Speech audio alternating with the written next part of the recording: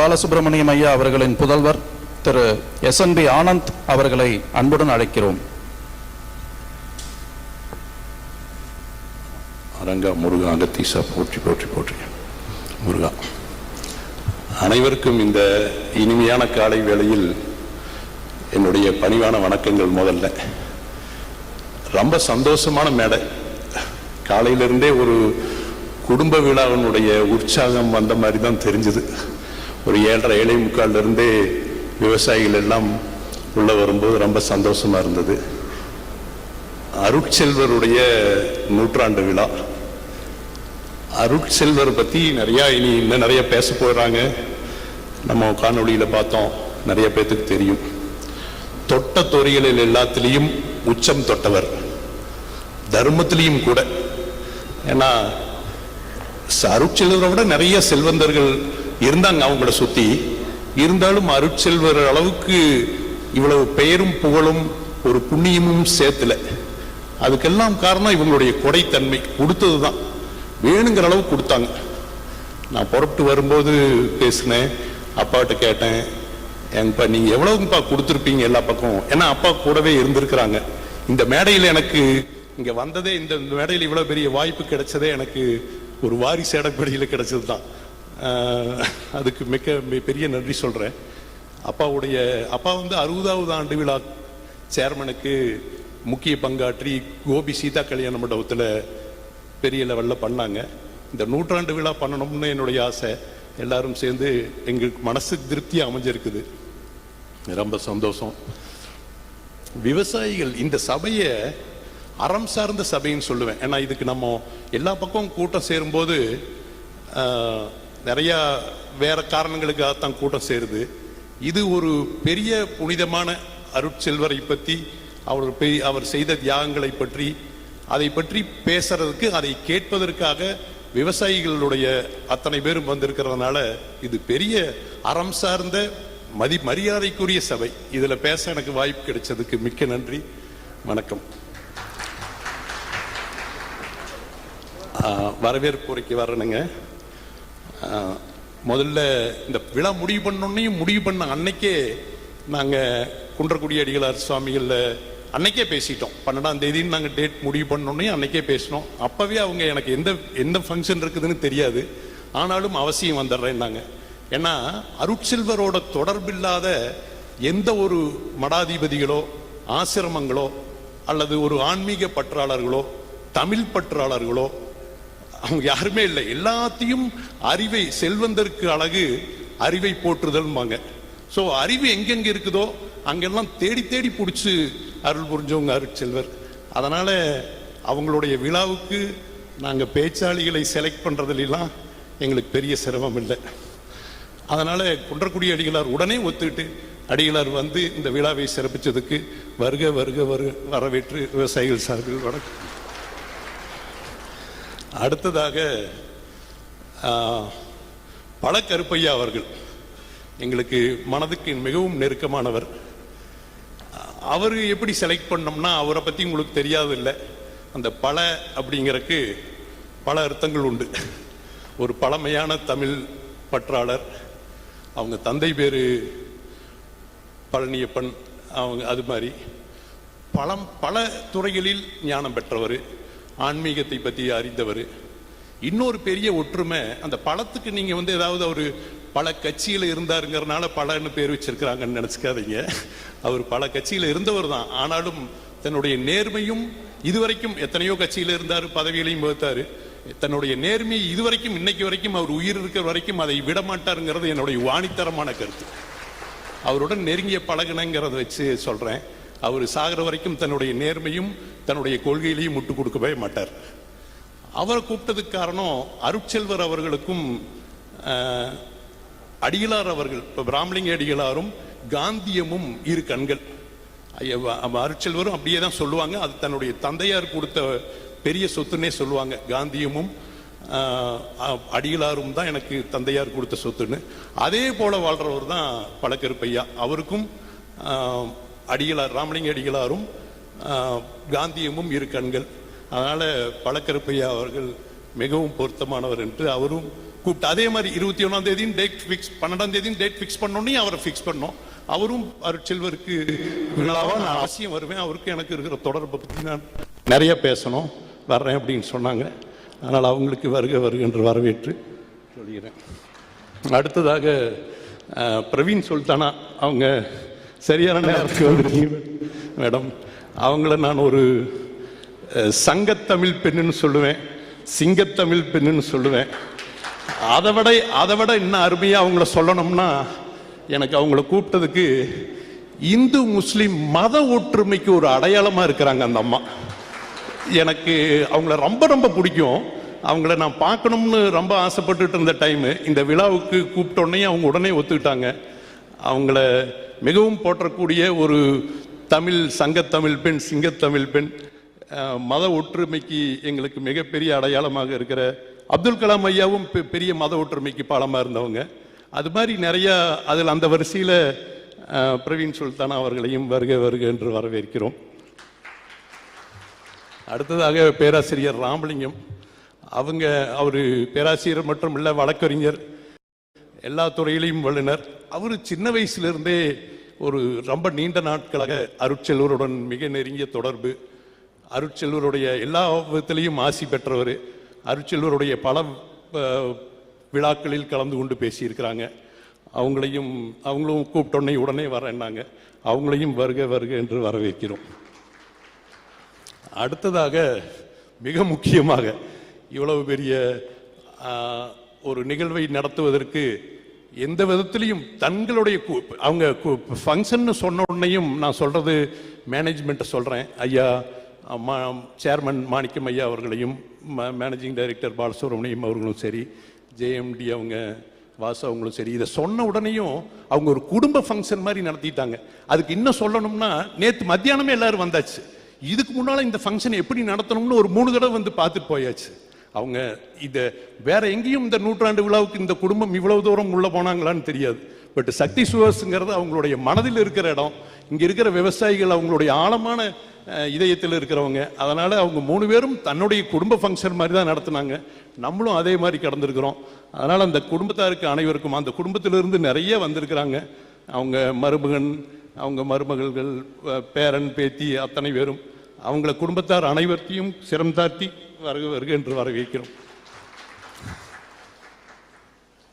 அநேகமாக எல்லாத்தையும் ஓரளவுக்கு சொல்லிட்டுனுங்க. அப்புறம் எல்லா டைரக்டர்ஸ், விவசாயி பெருமக்களை பற்றி இன்னும் நிறைய பேசலாமுங்க. எனக்கு இந்த மேடை, இப்படி ஒரு மேடை கிடச்சிதுன்னா 4 மணி நேரம் வேணாலும் பேசுவேன்.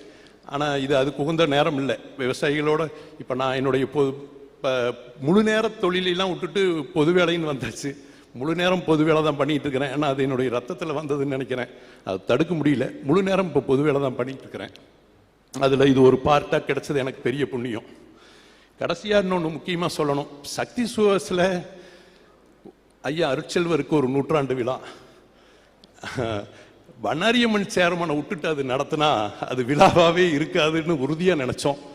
எனக்கு பெரிய கைதட்டலை எதிர்பார்க்கிறேன். ஏன்னா எஸ்பிபி ஐயா அவங்க இந்த ஃபங்க்ஷனுக்கு வந்ததும்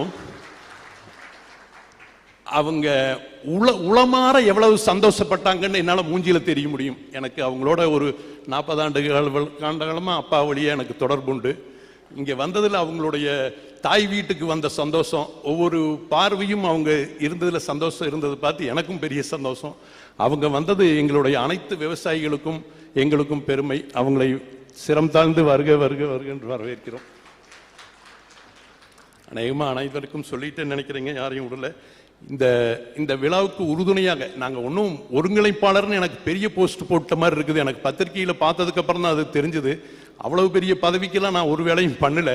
இந்த தேதி வாங்கி கொடுத்தது இப்படி பண்ணலாம், இவங்க பேச்சாளர்களை போடலான்னு தான். மற்ற அனைத்து ஏற்பாடுகளும், ஏன்னா சக்தி சுவர்ஸுக்கு சாப்பாடு போடுறதோ அல்லது விருந்தினர்களை உபசரிக்கிறதோ ஒரு பெரிய வேலையே இல்லை. அவங்க தாராளமாக அது ஆண்டாண்டு காலமாக அவங்களுடைய பிளட்லேயே வந்தது. அதனால் 4000 பேர் வந்தாலும் சரி, 5000 பேர் வந்தாலும் சரி, நாங்கள் ஈஸியாக சமாளிக்கிறோம், நீங்கள் விட்டுட்டு உங்கள் வேலையை பாருங்கன்னு சொல்லிட்டாங்க. அந்த சக்தி சுவர்ஸினுடைய அனைத்து இந்த விழாவுக்கு உண்டான ஏற்பாடுகளை செய்த அனைவருக்கும் என்னுடைய சிரம் தாழ்ந்த நன்றிகளையும் தெரிவித்துக் கொள்கிறேன்.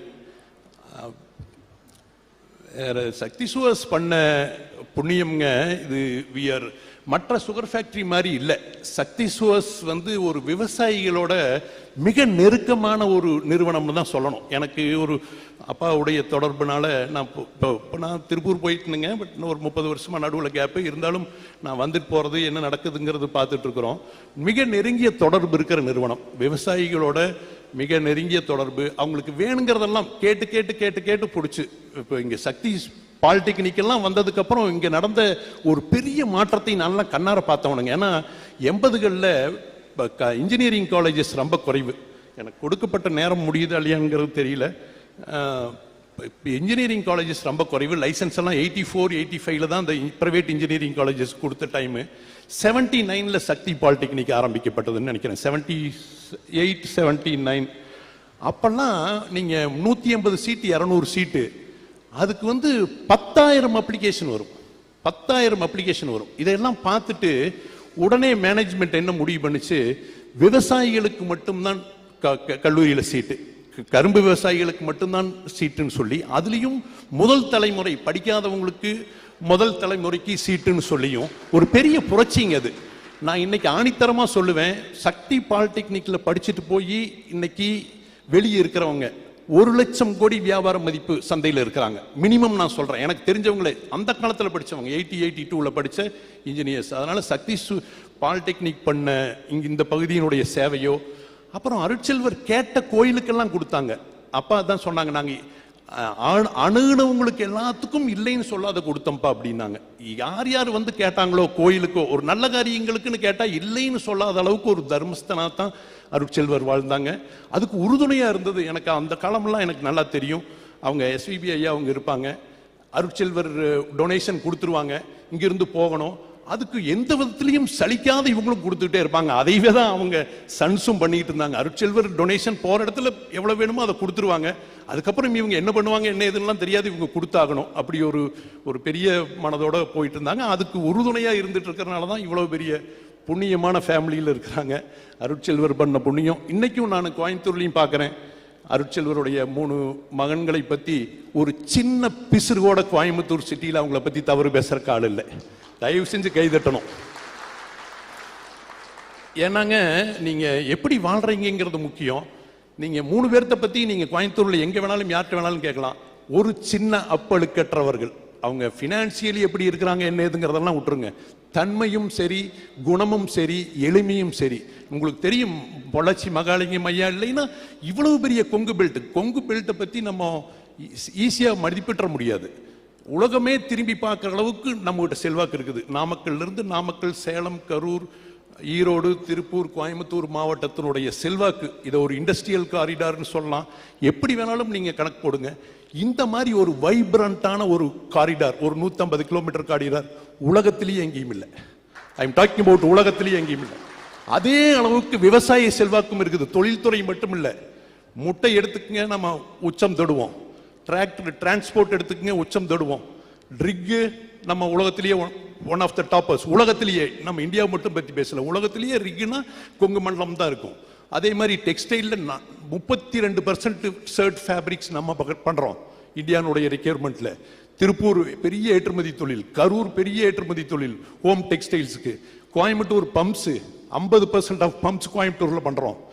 ஃபவுண்டரிஸ், டெக்ஸ்டைல்ஸ் எல்லாத்துலேயும் மிகப்பெரிய தொழில் வளர்ச்சி அடைஞ்சிருக்கிறோம். இப்போ தமிழ்நாடு மைனஸ் கொங்கு ரீஜியன், கொங்கு பெல்ட்னீங்கன்னா அங்கே ஒன்றும் இருக்காது. நம்மளுடைய செல்வாக்கு தான். அவ்வளவு பெரிய செல்வாக்கு மிகுந்த ஒரு கொங்கு மண்டலத்தில் எப்படி ஒரு பெரிய தொழில் துறையில் வந்தோம்னு கேட்டா, அந்த பெருமையில பெரிய பங்கு அருட்செல்வரை சேரும். நீங்க நல்லா யோசிச்சு பார்த்தீங்கன்னா, 80களில் நமது எல்லாருமே விவசாயம், 70s எல்லாம் எல்லாரும் விவசாய சார்ந்த தொழில் மட்டுமே பண்ணிட்டு இருந்த காலம் அது. விவசாயத்தை மட்டுமே பண்ணிட்டு இருந்தோம். அந்த டைம்ல தான் சக்தி சுவர்ஸ் இங்கே வந்தது. விவசாயம் அது இப்போ மதிப்பு கூட்டும் தொழிற்சாலைனா இது ஒன்னே ஒண்ணுதான். கரணை போடுறதுக்கு முன்னால உனக்கு விலை சொல்றது இன்னைக்கு சுகர் ஃபேக்டரி மட்டும்தான். வேற எதுக்குமே நீங்க விதை போடும் போது உங்களுக்கு விலை தெரியாது. ஏதாவது மஞ்சள் இன்னைக்கு 10,000 ரூபாய்க்கு விற்குதுன்னு நீங்க போட்டீங்க, அடுத்த வருஷம் 4,000க்கு வந்துடும். சரி, ஒரு வருஷம் கழிச்சு வரும்னு நீங்க 10 வருஷத்துக்கு 4,000 இருக்கும். அது 10 வருஷம் கழிச்சு 10,000க்கு வர்றதுக்குள்ள நம்ம போயிடணும். ஸோ விலையை நீங்க கரணை போடுறதுக்கு முன்னால எதுக்கு விதை போடுறதுக்கு முன்னால விலை தெரியுதோ அது மட்டும்தான் விவசாயிகளுக்கு பயனளிக்கக்கூடிய மதிப்பு கூட்டும் தொழிற்சாலை. அதுல பெரிய முன்னுதாரணம் 50 வருஷத்துக்கு 60 வருஷத்துக்கு முன்னால பண்ணி இருக்கிறதுனா சக்தி சுகர்ஸ்னால தான் இந்த ஏரியானுடைய பெரிய பொருளாதார வளர்ச்சின்னு சத்தியம் பண்ணி சொல்லுவேன். அதுல ஒன்றும் மாற்று கருத்தே இல்லை. அது ஏதோ சப்ஜெக்ட் விட்டு போயிட்டோம். ஸோ சக்தி சுகர்ஸை பொறுத்த வரைக்கும் கூடுதர கோயிலுங்க, கூடுதர கோயில் கும்பாபிஷேகம் பண்ணப்போ எல்லாம் பண்ணாரியம்மன் சேர்மன்லாம் கூடவே இருந்தாங்கன்னா அவங்கெல்லாம் பொய்க்கெல்லாம் சொல்ல, எனக்கு நல்லா தெரியும், வசூலுக்கு போயிருக்கிறோம் எல்லா பக்கம். பண்ணாரியம்மன் சேர்மன் ஒரு அமௌண்ட் எழுதிட்டாங்க. அதுக்கப்புறம் எங்க தந்தையார்கிட்ட சொன்னது நல்லா ஞாபகம் இருக்குது, கூடுதர கோயிலுக்கு எக்காரணம் கொண்டும் உங்களுடைய திட்டங்களை குறைச்சிடாதீங்க, எவ்வளவு வேணாலும் வாங்க, நான் எப்படியாவது ஏற்பாடு பண்ணி கொடுக்குறேன்னு சொன்னவங்க அதே மாதிரி கடைசி வரைக்கும் பண்ணிட்டு இருந்தாங்க. கூடுதர கோயில் இன்னைக்கு இவ்வளவு பெரிய சிறப்பாக இருக்கிறதுக்கு அருட்செல்வர் அதுக்கு முன்னால தலைமை தாங்கி அப்பா அவங்க பண்ணாரி சேர்மன்லாம் கூட இருந்தது தான். அதே மாதிரி வெள்ளாளர் காலேஜுங்க, வெள்ளாளர் காலேஜ் கட்டும்போது அவங்க கைலாஸ் கவுண்டர் ஐயா அவர்களும் அவங்க எஸ்சி செங்கோட்டு வேலப்பு கவுண்டரும் இந்த லேடிஸ் எல்லாம் போய் படிக்கணும்னா அப்போ அவனாசிலிங்கம் காலேஜ் போகணும், இல்லைன்னா கிருஷ்ணமால் போகணும். அது விட்டா ஹாஸ்டலில் படிக்கிறதுக்கு. சரி வெள்ளாளர் காலேஜ் ஆரம்பிக்கலான்னு முடிவு பண்ணோன்னையும் அருட்செல்வர்கிட்ட அவங்க 2 பேரும் கேட்டோன்னையும் அந்த மெயின் பில்டிங் அத்தனையும் சக்தி சுகர்ஸ் கட்டி கொடுத்துருச்சு. எந்த பிரதிபலனும் எதிர்பார்க்கல, அதுக்கு ஒரு எங்களுக்கு ஷேர் கொடுங்கலாம் கேட்கல, அதுக்கு மெம்பர்ஷிப் வேணும்லாம் கேட்கல, முழு பில்டிங்கை சக்தி சுகர்ஸ் கட்டி கொடுத்தது. அதே மாதிரி கொங்கு இன்ஜினியரிங் காலேஜ் நிறுவனம் 41 பேர் அதில் டைரக்டர்ஸு. அது இருக்கும்போது அவங்க அருட்செல்வரை அணுகிய போது உங்களுக்கு எவ்வளவு நம்பர் ஆஃப் சீட்டு வேணுமோ, 1 லட்ச ரூபா ஒரு சீட்டு, எவ்வளவு வேணுமோ அதை நான் கொடுத்துட்றேன், நீங்கள் மற்றவங்களையும் சேர்த்துங்க அப்படின்னு சொல்லி அதுக்கும் கூட இருந்தாங்க. இந்த கொங்கு மண்டலம் இந்த எல்லாம் விவசாய பகுதியிலிருந்து மாறுறதுக்கு பெரிய காரணம் அருட்செல்வர். ஏன்னா அந்த காலத்தில் நீங்கள் தெரியும், டாடா பிர்லா பையனான்னு கேட்க மாட்டாங்க, இவன் பெரிய பொள்ளாச்சி மகாலிங்கம் பையன் இப்படி ஆடுறான் அப்படிம்பாங்க. ஏன்னா பணக்காரங்க தொழிலதிபர்கள்னாவே பொள்ளாச்சி மகாலிங்கம்னு பார்த்த காலம் 70கள். அதை நோக்கி வளர்ந்தது தான் அத்தனை தொழிலும். அருட்செல்வர் ஒரு தொழிலாம் இல்லை, அவங்க தொடாத தொழிலே இல்லை. டிரான்ஸ்போர்ட் ஆகட்டும், பெட்ரோல், நீங்கள் எந்த தொழில பாருங்க அதில் முடிஞ்ச அளவு அவங்களுடைய கை இருக்கும். சாஃப்ட்வேரை தவிர சாஃப்ட்வேர்லேயும் அவங்களுடைய பெரிய பிரியம் இருந்தது. சாஃப்ட்வேர் துறைக்கு போகணும் அப்படிங்கிறதெல்லாம் அது அப்புறம் ஆச்சு.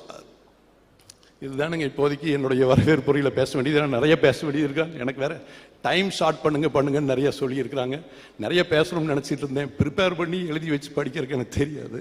அதனால் மறுபடியும் மீண்டும் வந்த அனைவரையும் இருகரையும் கூப்பி தாழ்மையுடன் வருக என்று வரவேற்புரை முடிக்கிறேன். நன்றி.